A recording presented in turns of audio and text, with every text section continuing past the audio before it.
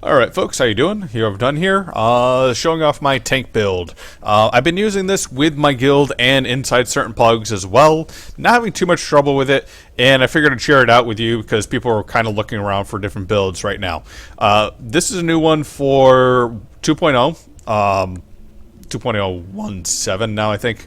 I apologize if I can't remember, but this should still go forward pretty well with the changes. Now, with the changes to block, I was basically looking for a build that would require as little blocking as possible. Basically, you're going to sit here and take the damage if possible. With this, we're going to be using a good amount of health, a bit of stamina as well, and this is a DK as well. I don't really feel like this build would work well for Nightblades, Sorks, or Templars because part of it also relies on ultimate generation. Okay, so let's go over the gear first. Now in the gear, we're using Bloodspawn Mask, Head and Shoulders. I've only got a V12 here and a V16. We'll see if I can get grind a little bit more and get that done a little bit later. We're using the Armor Master set now. After reading about this and seeing stuff in the forums and all that other good stuff, I tried to use it and try to figure out how to make it work out for this, and it seems to actually work out pretty well. The ability to give more health, the ability to activate armor and give myself more physical and spell resistance is very nice. Also makes it so a build like mine or a character like mine that does not have a passive health regenerate or a passive health buff like the Imperial can get more health on them by just simply slotting that. I'm also going with 4-piece footman, as you can see here, and master swords here as well. As you can see, I've already drained out this. Now you may be wondering, well, why aren't you using like 5-piece footman and, you know, just making another piece of armor master in the weapons? Well, again, part of it was I was looking to do as little blocking as possible, and the health buff from the master sword kind of gives a better payoff, and also being able to, every time I taunt, give myself a heal is kind of nice too, especially with the change to taunting now being you can do it endlessly. So if I need to, I can just keep on taunting over and over again, regenerating my health while the healer is taking a break or something else like that. The block mitigation on the footman is good, but only if I'm blocking, so I don't really feel it's that great. You can probably use other builds that are more magicka regeneration, but this is more of a just simply take it, use it, and a stamina type regeneration. As you can see with my stats here, I'm very high in the stamina regen. I'm also using the serpent, which increases in combat stamina regeneration. I'm also a vampire, which is going to come in helpful in a few little bit, and I also use magic and stamina recovery food, or drink I should say. This helps get through on some of these fights here as well. I don't recommend actually using tri-food or single food for this.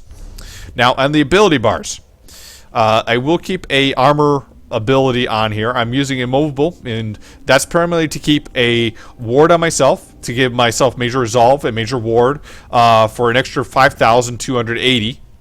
Stacked on with the armor bonus from the armor here. Basically, you're going to see your stats jump up a good 10,000 in the resistances. I'm also using Ransack for my my stamina taunt, which is also, remember, giving me health back. So this is doing double duty in addition to the taunt, and also giving the major fracture to reduce their physical resistance, and major or minor resolve, which gives me extra physical resistance too. I'm using Heroic Slash. Heroic Slash is a great ability to just to slow down enemies, but more importantly, it helps also give us minor heroism for the time being, so we can keep on generating ultimate. So usually I alternate between Ransack, Heroic Slash, and Invigorating Drain. Now you might be saying, well, why are you using this? You're a vampire and all this other stuff. And you're just using it for the stamina regen? No, we're using this for the ultimate game, because with a heavy attack, we're getting ultimate regeneration. With the Heroic Slash, we're getting ultimate regeneration. And then with the Invigorating Drain, we're getting additional ultimate generation. Now, it is a risky gamble with using the Invigorating Drain, because sometimes you're going to see a big hit coming in. You're going to try hitting block. And if Invigorating Drain is going on, it can sometimes stop that block, okay? Typically what you have to do is you have to swap bars, then block, and then get out of it. I should also mention I'm using Absorb Magic, which also is the defensive posture, which is also going to reduce the damage you take from blocking, and also reduces the block cost. Now, I do recommend using some blocking with this. It's not like a total non-block type of build, but this Absorb Magic will help on blocking, and also will help reduce it, And if you have a magic boss that will be tossing magic spells at you, their magic spells are now being absorbed and being made into health for you as well. So I do recommend getting this up if you can and using that. Now, on our ultimate bar, we're using Corrosive Armor. Now, being a DK, we're getting both our health, our stamina back with using ultimate per the Earth and Hurt line. Right down here in the Battle Roar. And since this is also a ability that makes it so basically any damage incoming is reduced to about 3% of our max health, and also gives us flame damage a little bit as well, this basically makes it so this Heroic Slash, the heavy attacks, and the Invigorating Drain, we're just basically draining it until the fact that we can get Invigorating or Corrosive Armor up, and then just basically sit there and be laughing as the boss tries to kill us. Now, how you typically use this, you keep on your taunt, you put on Immovable Brute, you keep on maintaining that with your Heroic Slash and Invigorating Drain, and when the ultimate comes up, you wait a little bit. You wait until you're low on health, or about 50% if you take a rough hit. You see a major hit coming in, or maybe your stamina and your magicka are both low. Then you pop your ultimate in, you kind of sit back, relax, you let your natural regeneration come in. Maybe you res somebody if they get themselves killed, and that's it. On the alternate bar here, it's more of a ranged and regeneration type of build. So let's say you're looking at a boss and it's more of like take around the room type of deal.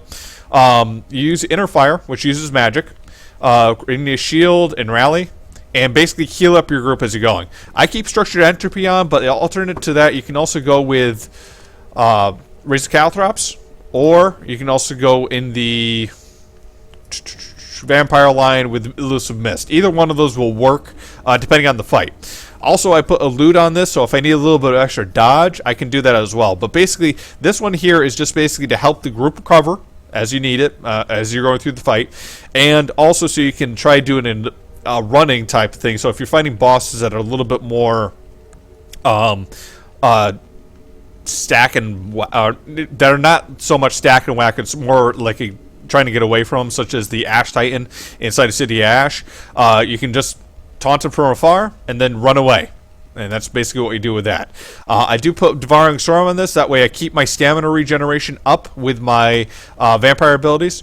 And the vampire abilities are actually pretty good, even in the firefights, because the recovery here for an extra 10% on magic and stamina recovery is pretty good. Then you get Undeath, so you get extra damage mitigation below 33% when you're already kind of high in health as well. And you also have these good abilities here that just help you get ultimates up. Now, I said this could only be done with a DK. Not necessarily it doesn't have to be necessarily done with a vampire, though. You can also do it with a werewolf. The only thing is that you might change is on your primary bar, you may put a werewolf ultimate up instead to generate your ultimate when you're doing that. And on the back bar is where you put your Corrosive Armor. Alternatively, if you don't have either of those, you can kind of work the same thing in here. Probably using Ransack and a Heroic Slash just to build up your ultimate. It's going to be slower, so you probably want to load up some other things as well. You can go with more, sustain type of things here. You can go Coagulating Dragon Blood. That'd be an alternative. You can also go with Mage's Guild Structured Entropy to give you more health on both bars instead of just one. And just depending on what you want to use, you can also go with something like Spike Bone Shield, which will give you additional damage shields on top of that. All these would work, and all these would help you reduce the amount of blocking you have to do. Now, I'll say this reduces it. It does not eliminate it. Make sure that any major hits you take, you still want to block. Even though you don't have to use it, you still want to block those major hits there because it's still going to be a good amount of damage mitigation. So with all these things here, with the good stats, you should be looking at stats, with all this food and Mundus Stones, you should be looking at stats around this level here. About just a little shy of 30k. A good amount of stamina recovery, as you can see here. And just good stamina or spell and physical resistance on base. And then let's say you pop this. Notice we're at 35 and 32, which is fairly good for most of your tanking. That will go away in a little bit shorter time here, because as it goes through, you see your Immovable Root here goes through, your Major Resolve goes through, and it goes back down. So that's pretty much it, guys. You should have a ton of ultimate gain through all these abilities and these armor sets. If you want to, and I should also give an alternative to this as well, because some of this can be expensive. Footman is pretty cheap to find, but you may have to run a few times through blood to get blood spawn. Armor master could be hard to find as well. Alternatives you can run with this is Spectre's Eye, which is I believe it's an Ivia set there, which is an H rate. Still have to buy it though, but you can still use it. And basically, with that set, you'd be using much more light attacks, trying to get yourself back up in health as you use that as well. Master Swords can take a while as well. You have to run DSA a few times to get these. If you don't have that, basically just take one of these armor sets here and then convert it into a weapon. And then just go for about a 5-piece footman instead. I know we're still trying to avoid blocking, but that should still keep you up pretty well. Okay, folks, how you doing today? I'm just updating a previous video. I apologize for the rough edit I probably did when I transitioned over into this. But two things I kind of forgot to go over in this build video is, one, the runes that I'm using on this armor, and the champion points. Okay, so first thing, the current stuff I'm using is shield plate enchantment with reduction to bashing and reduction to blocking. Even though this is a low block build, I kind of felt like I should put something in here to get the blocking down. Alternatively, you could go with magicka regen instead and get a bit more magicka regen on top of it. I believe with the amount of regen that you could have in there, given drink and all that stuff, you could be looking at a pretty even stamina magicka build on this. So you're getting about 1,127 with this build now. With 3 of them, you could be stacking at least a good, I'd probably say roughly under 600, which would really bring it up there, so you can spam more magicka abilities. Realize though, you still have a low magicka pool if you do that.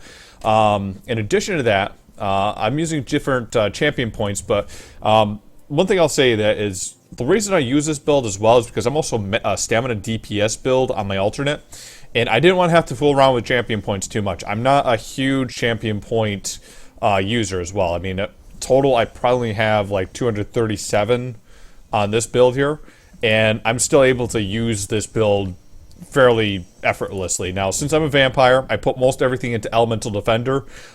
If you're not a vampire, you can go ahead and put more into the the heavy armor focus, which is going to give you more physical resistance wearing 5 pieces. But the passes here, I don't really like too much. At least with some of this here, you get some stuff with it. Preferably, though, if you're going to be doing this, if you're going to be doing full-time tanking, you probably put more into block expertise, especially because of the shield expert. Shield expert I'd recommend simply because the armor gives them the shields, gives you extra stuff on top of it. The block expertise would reduce that blocking when you have to use it. You can also add in more spell resistance if you need to.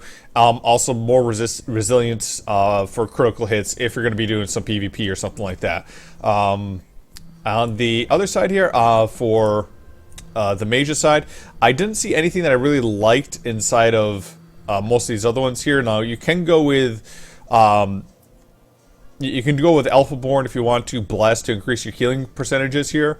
But the passes here, like, you know, guarantee spell criticals, magic cost for your next spell after you drink a potion, you know, magical arcane well, it doesn't seem to be that nice, at least for me.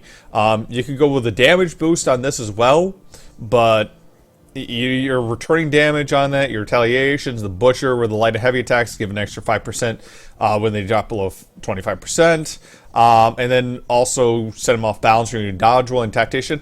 Actually, I don't like any of those for this build. What I probably recommend is actually everything in the ritual, because the 120 with the last stand, if you had the champion points for it, would just be absolutely awesome, because when you fall below 20% health, you gain major heroism, which gives you a lot more ultimate back. Now, you know, if you're a tank and you're dropping below 20%, that might be an issue.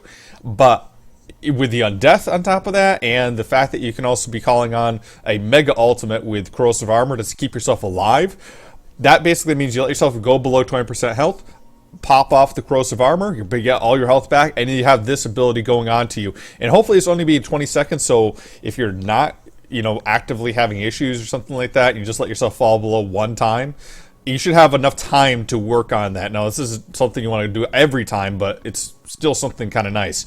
Of course, what you use in here, most of this is damage abilities. So it's, you know, you're not getting too much back out of it, but, you know, some of the other stuff here with the healing. I mean, I'm not looking at healing myself. I'm looking to burst on ultimate. As for the different things inside the thief tree here, I'm currently going with a stamina cost reduction. I know a lot of other builds for DKs call for magicka reduction with the magician here. Most of these are all right. I don't really like the passives for most of these though. I'd probably say better off though. You definitely want to get the 30 into Mooncalf, or you can go with magicka recovery either way. But you want to get the 30 in for the synergizer, because the 2 ultimate every time you activate a synergy is going to be good, because as a tank you're going to have shards tossed at you, you're going to have people dropping novas at you. As long as you synergize with that, you're getting ultimate. And again, the purpose of this build is building ultimate so you can get those major ones off. As for most of the other ones here in the shadow, I didn't see too much that's nice. Again, it's mostly damage stuff here, so that's typically where I went with the stamina stuff. But I mean, again, I'm optimized more for stamina DPS. I'm not merely made for it, but this build still works. So, you know, you can optimize it, change some of those champion points around if you want to go full tank and not really worry about the DPS. And you can also change up some of those runes. I should also mention as well, the runes that we're using, everything is health. I mean, I don't know many tanks that will be putting much more into anything but health, but that's what we use. And of course, we don't use any other real runes inside the Master Swords because they already come enchanted, and we don't want to lose those buffs. So that's just an update on that, guys, and I hope this build was helpful for you. In the meantime, meow, meow, meow.